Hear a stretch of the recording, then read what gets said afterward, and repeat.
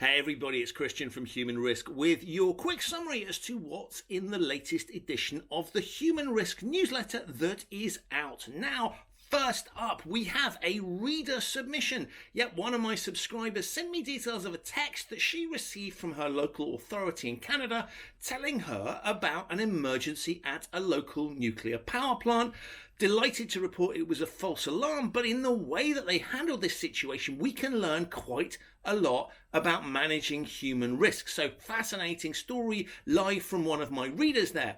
Second thing I got off Twitter, which is the summary of what an individual who was trying to join a local five-a-side football, that's soccer for my American viewers, team had to go through in terms of rules they needed to comply with. Yep, they've summarized aspects of a ridiculous rule book that you will not believe until you see it. Have a look at how idiotic someone can be in an amateur context. We can laugh at that, and the person that posted this stuff on Twitter did a really good job of dissecting quite how idiotic this thing is.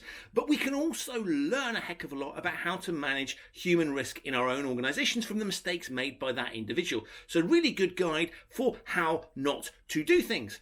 Then we've got a piece of research by Professor Yuval Feldman. He is someone I've interviewed on my Human Risk podcast in the past, and he and some colleagues have published a new piece of research on corporate law for good people. Now, this is the idea that you need to think about writing rules for good people, not writing rules for bad people, bearing in mind that the majority of wrongdoing or things that don't happen in the way we want them to isn't bad people who set out to do the wrong thing. It tends to be good people who fall foul for some reason, and this piece of research is a cracking read. It'll help you if you're responsible for writing rules. So if you're in compliance or if you're in some form of risk management or HR function, this is a great piece of research for you to read. Gives you some good pointers as to how to manage things.